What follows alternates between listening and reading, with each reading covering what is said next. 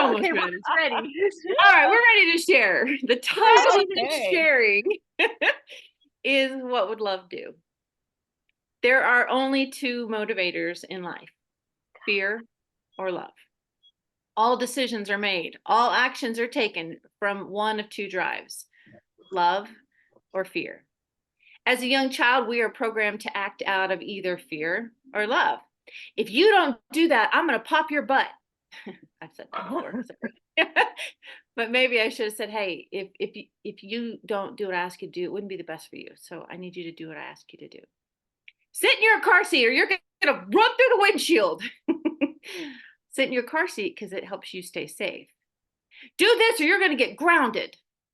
How about do this because it's going to protect you? It's the best for you. Do good in school or you're going to the principal's office. How about do good in school because you want to be the best version of you can be? Then as adults, this trend continues. I diet either because of fear of being unhealthy or because of love. I love myself. I love my body. I want to be my very best.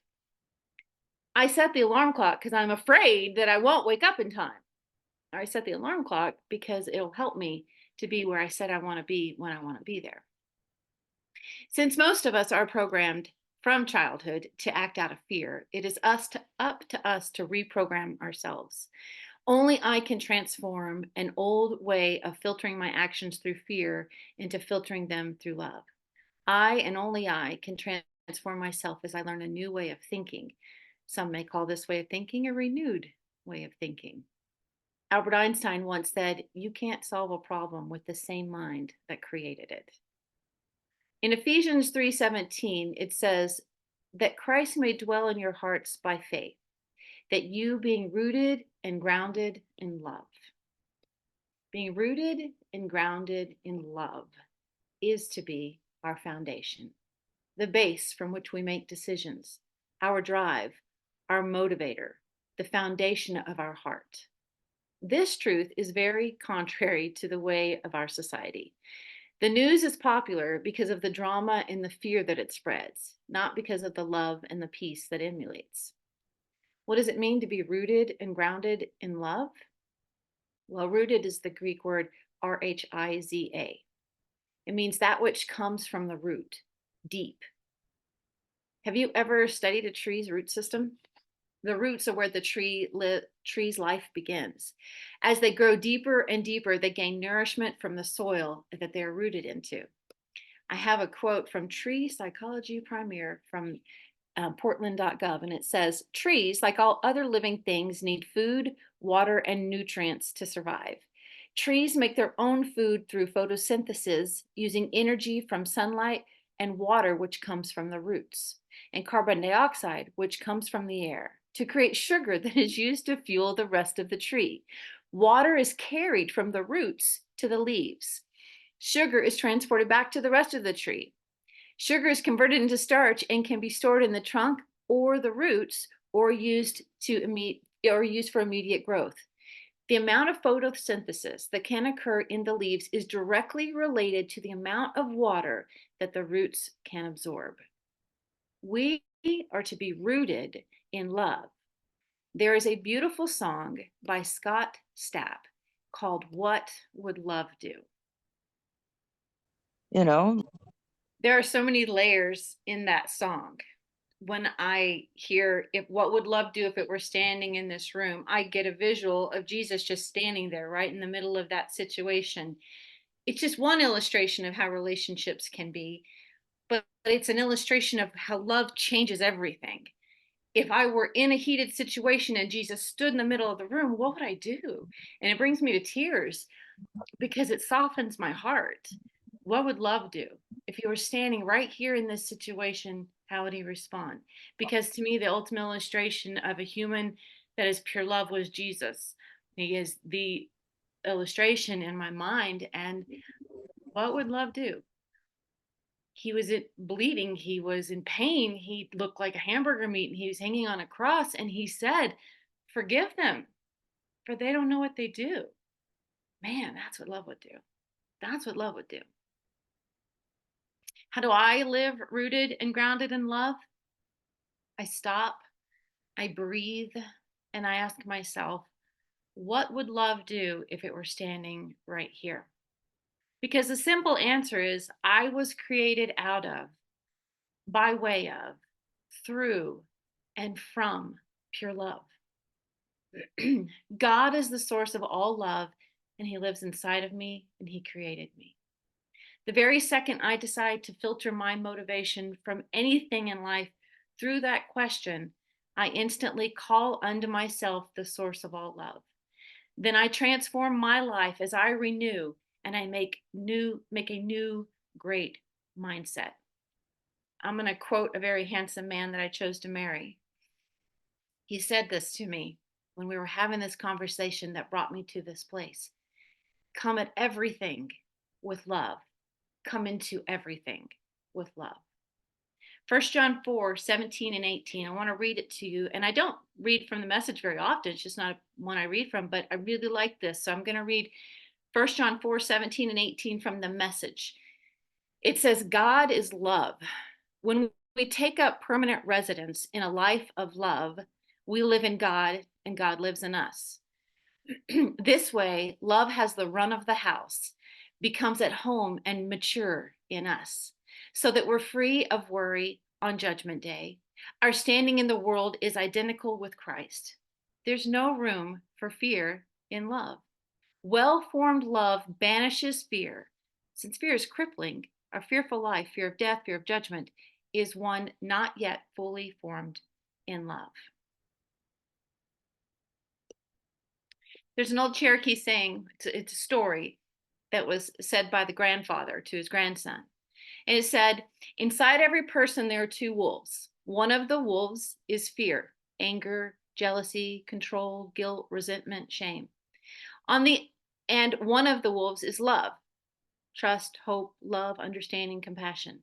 These two wolves are in a battle with each other, the grandfather said. And when the grandson looked at his grandfather with innocent eyes, he said, well, which wolf wins inside of us? The grandfather responded simply, the one that you feed. I get to choose what I feed. What I choose in my own life, you're going to see manifested towards others. If you see me losing my stuff on you, I'm probably doing the same thing to myself in the quiet when no one's looking. If you see me always pointing out the wrong, the negative, the darkness in life, it's because that's where my thoughts go when no one is looking. If you see me kind, loving, generous, that's probably what I'm doing behind the scenes when no one's looking. What you see is what I do when no one is looking. We have to fight for our joy, our peace, and our love by taking time for ourselves, basking in the light of love, which is the word, basking in the light of love in prayer and quiet time and meditation.